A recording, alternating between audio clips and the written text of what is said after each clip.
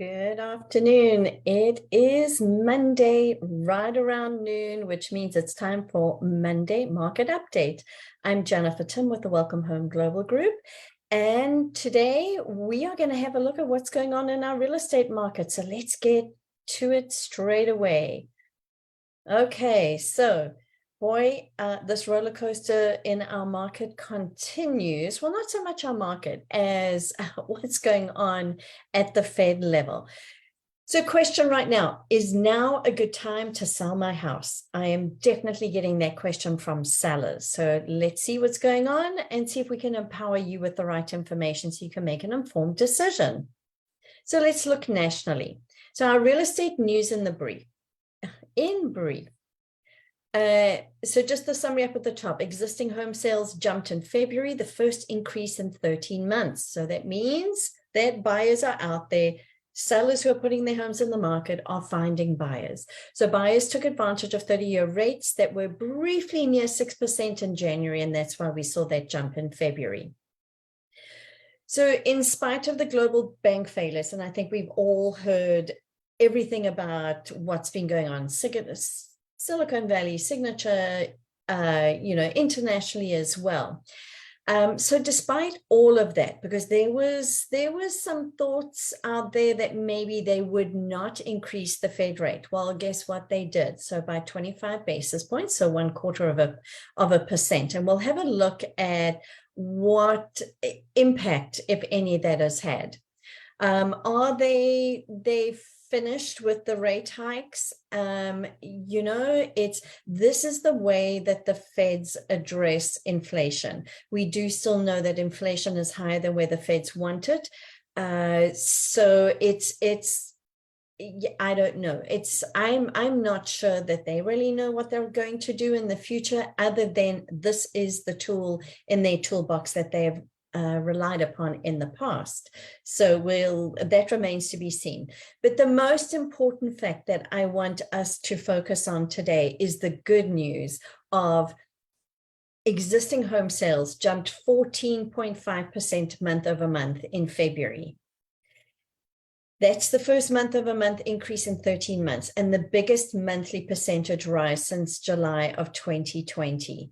So that is a positive. That is an indication of, despite whatever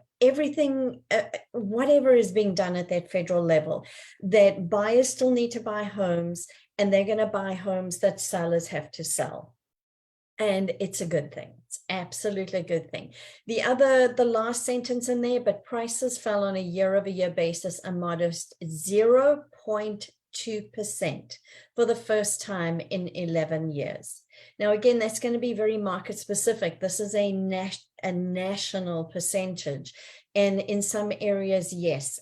So to those buyers out there that we have had conversations with recently, and they tell us, oh, we've been tracking home prices and they're just dropping 10,000, 20,000, 30,000.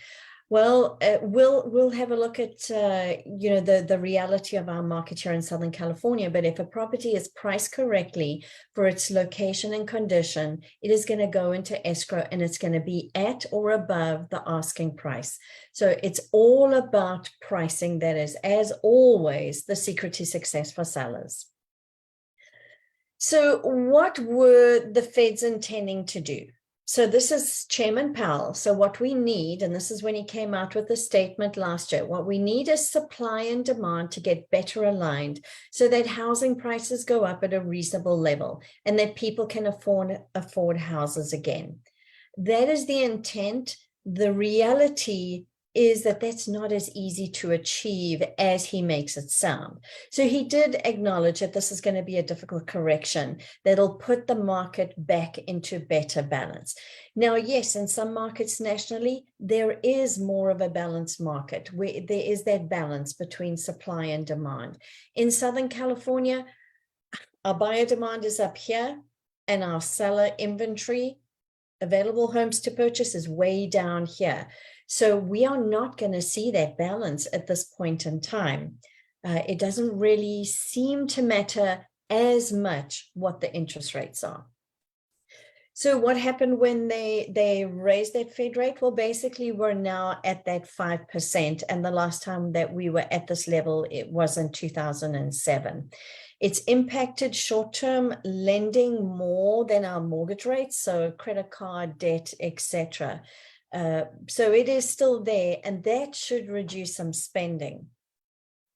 Here again gives you an idea over time of how fast this increase has happened again.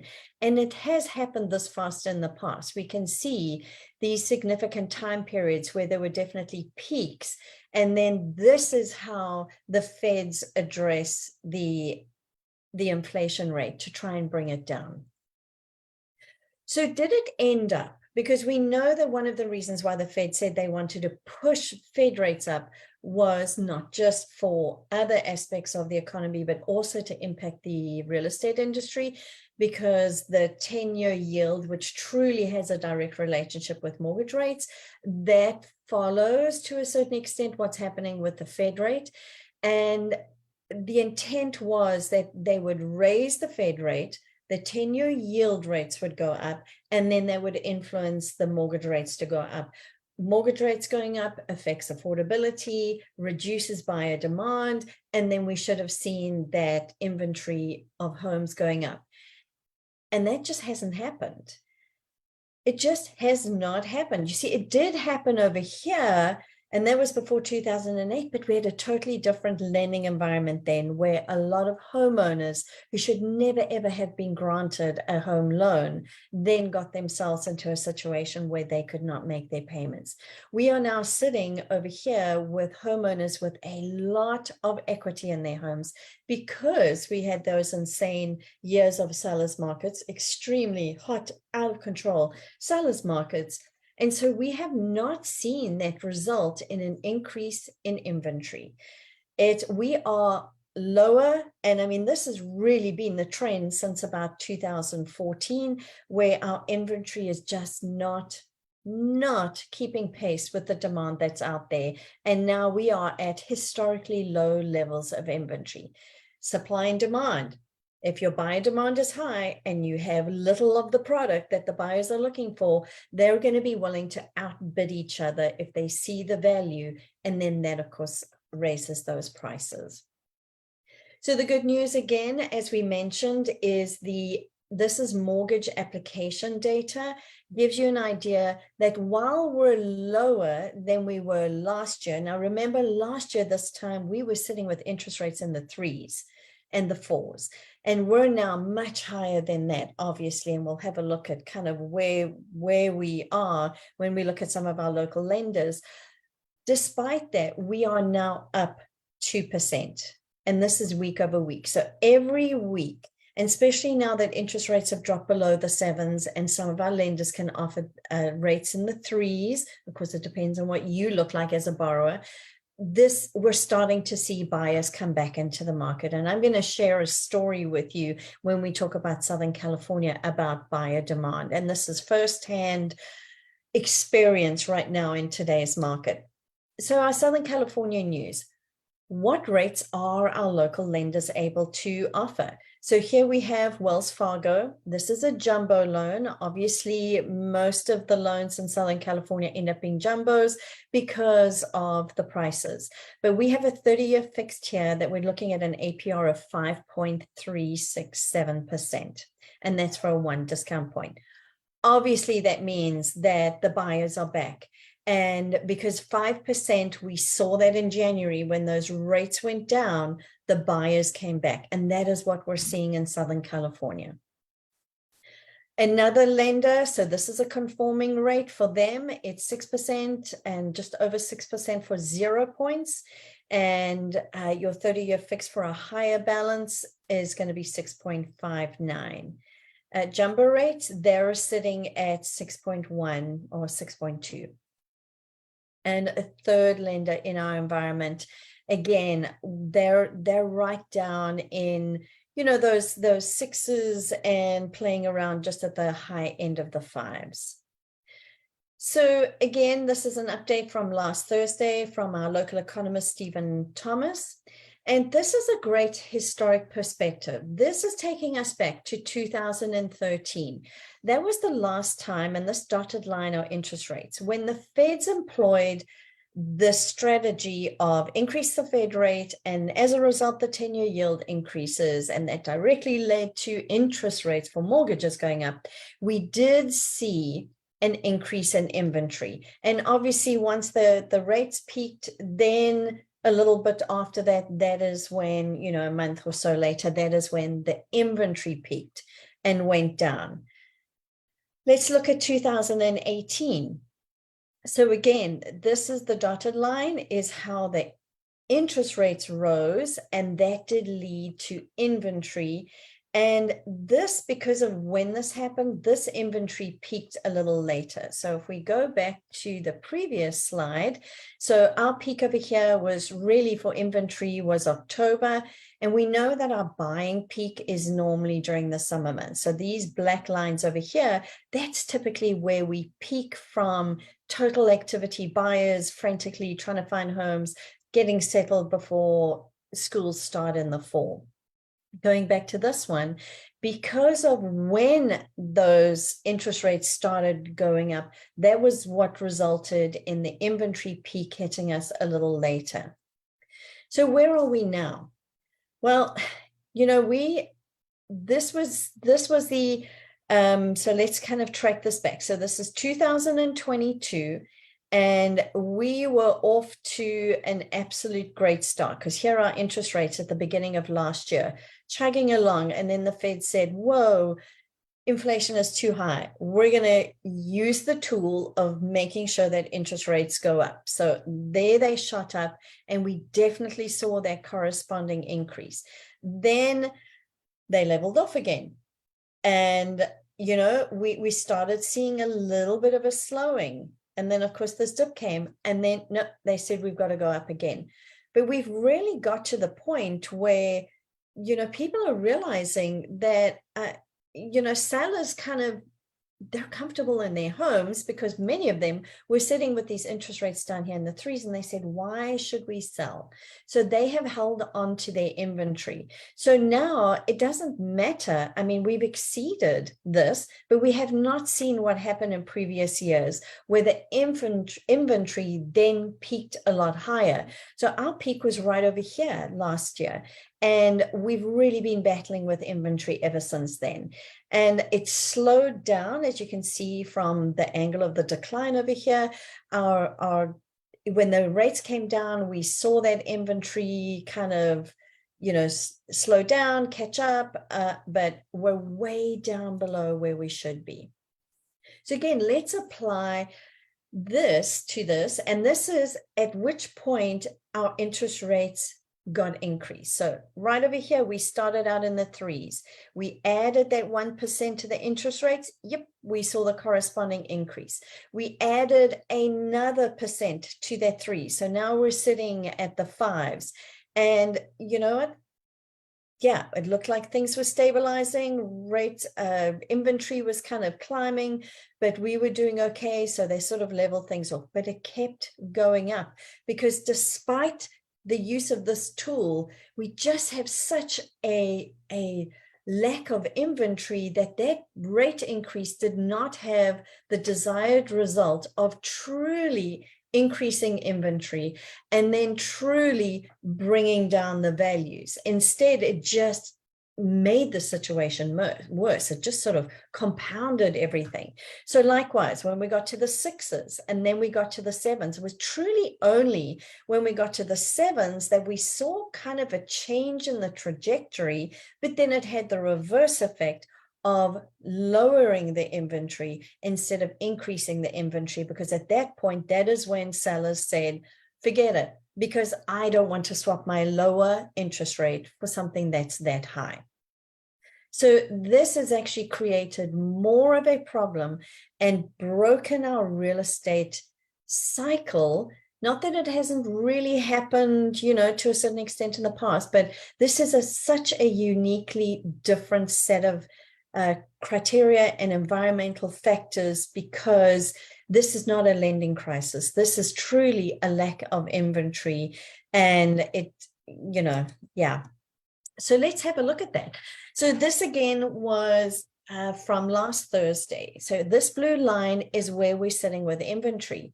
We should be seeing an increase from like mid-January going into February. We should start seeing an increase. A lot of this decrease, now we know that sales are happening, but a lot of those sales are homes that were listed at the end of 2022 who were listed too high because those sellers kind of were still thinking they were at the beginning of 2022, where they could list their home $100,000, $200,000 above the market value and then still gain buyers, or maybe even a bidding war and then go even higher. So a lot of those homes that sold was that latent market that was there that had to go through a couple of price reductions. We're sitting over here right now where we are 41% lower than where we should be if you look at the average across this time span. I mean, that's almost 17,500 for sale signs that are missing. So again, we're sitting if we go back to our little hand analogy from earlier, here's our inventory over here. That buyer demand, yes, sort of, it was out of the screenshot when we were in 2022 because of the low interest rates. Well, now that we've got slightly higher interest rates, we still have buyer demand. It's not as high as it was before, but it's still there and increasing while our inventory keeps going down. So this is just stretching this demand and supply dynamic, and we are so out of whack at this point. So our active listing inventory year over year, pre-COVID, we were 85% higher, or 35,000 more homes on the market. Our demand today, so demand is a measure of homes that have gone into escrow. And today, so this was Thursday, 11,000 homes that are in escrow. And pre-COVID, we definitely had more than that. So there's that accounting for the higher interest rates that have resulted in a smaller buyer pool, but we still have enough. We still have enough to exhaust the supply that we have. Our market time year over year. So as of last Thursday, for the entire Southern California, it was 53 days. The 3-year average was 64. So definitely a hotter market. And one of the observations that Stephen Thomas made was when the days on market, and the days on market is a measure of from the minute that property is listed until the time that it goes into escrow is opened. That is what is being measured as market time. And according to him, if it's 50 days or less, those property prices are either at or above the list price. So that offer price and that close price. If it's a little higher, then maybe there are a couple of offers that are in that sort of 97, 98% of the list price. And we'll have a look and see some of our local cities where we are right now. So Dana Point. So Dana Point right now, medium list price, we've got 3.7 million, medium price of new listings, 2.1. And by the way, the hot price band, we used to always talk about it being anything below $1 million. Well, that is just barely, I mean, we so hard to find any of those. Now it's anything that's 2 million or below that is considered that sweet spot for buyers. So median price of new listings, 2.1. Median days on market, 42. So as I say, what Stephen Thomas, through all his analysis, has seen is if you're seeing this median days on market below 50, there's a good chance that values and list prices are going to keep increasing. Well, here's a good indication. We are not seeing, number one, we're seeing listings coming on really being priced correctly for condition, location, and today's market. We're not seeing price reductions happening in Dana Point anymore. And honestly, we only have 37 homes on the market in Dana Point. It is beside, without a doubt, it is a seller's market. Laguna Beach, higher price community, median list price 4.5 million, new listings coming on at 3.5, and median days on market 49. And we're starting to see it was on the decline, and it looks like people are getting pricing correct for the market that's out there. And your inventory is 85. Higher market, so it's, your buyer pool is a little more reduced and still a seller's market. San Clemente, our median list price 2.1, median price of new listings 1.7, right in that sweet spot. Median days on market 35 days.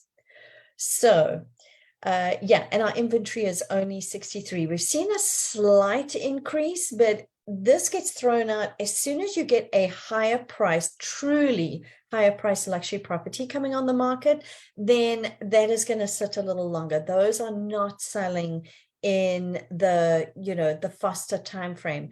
But it is accounting for the 35, where in actual fact, there are a lot of properties that are selling a lot faster than that 35, but definitely a seller's market.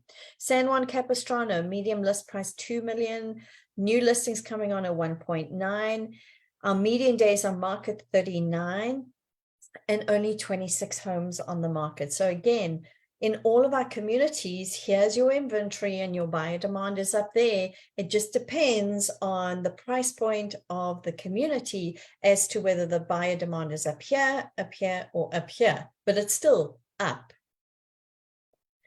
Okay, so is now a good time to sell my house? Well, I'm going to share a story with you. So we have a brand new listing. So honored to represent the sellers of this beautiful home in Laguna Niguel.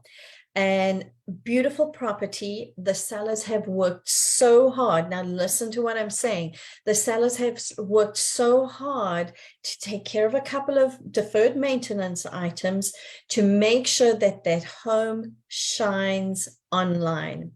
We have staging done. We have lawn prep, yard prep that's been done. We have made sure that we've got a great photographer taking amazing photography of the property, and we positioned it well. That combined with the seller's understanding that pricing the property is so, so important, to the point that we were still reconfirming that list price on Sunday morning, and we hit activate on that listing at 2:00 in the afternoon yesterday.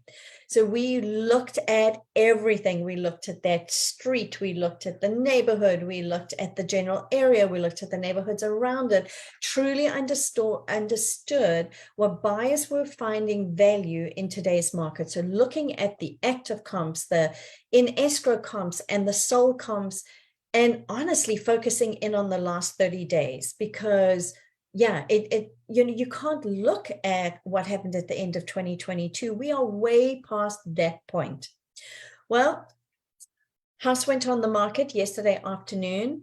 And I was watching to see how long it was taking to syndicate out to all the different sites. Because again, if you're using a realtor who's with a brokerage who are well connected, we enter it into our multiple listing service, and then it gets sent out to all these other affiliated websites.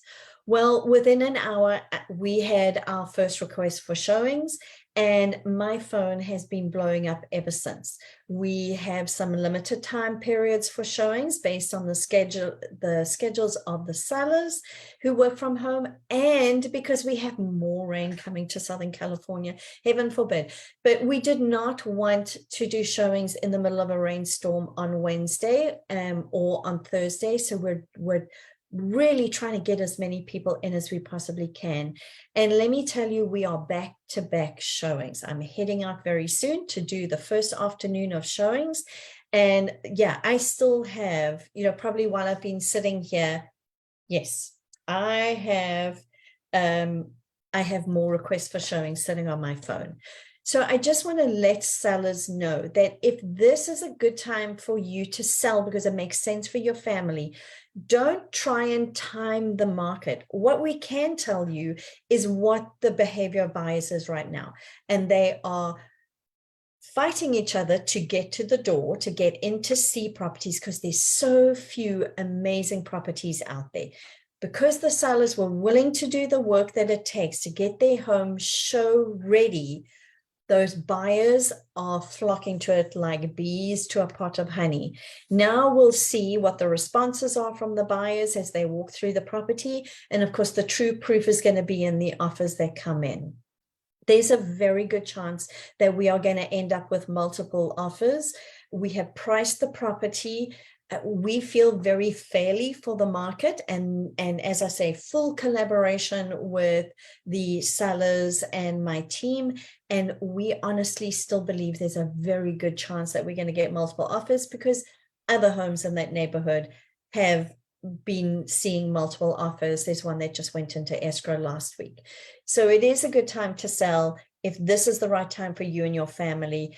And don't try and time the market, because as things start picking up, as sellers, other sellers start hearing of the success of sellers, they're all going to, not all, but there are going to be more sellers coming on the market, creating more inventory, lowering that offset dynamic between inventory and buyers. So it's going to kind of even out like this.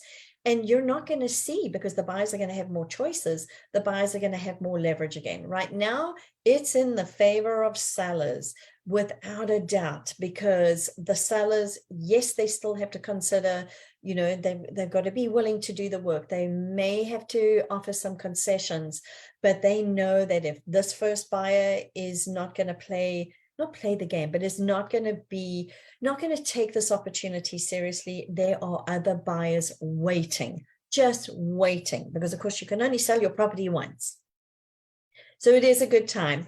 So once again, just a reminder that as a real estate planner, we are passionate about helping you grow wealth through real estate and then transfer that wealth while avoiding capital gains taxes as much as possible. We have all sorts of tools in our toolbox to help you achieve your goals.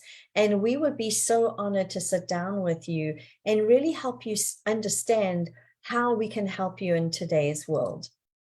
So this is the contact info. I'm Jennifer Tim with the Welcome Home Global Group.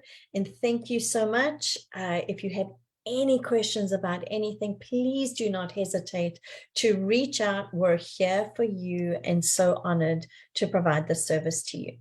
Have a wonderful rest of your sunny Monday and Tuesday, and then hunker down Wednesday, Thursday, and hopefully the sun will be back, hopefully, for the weekend. Have a great day.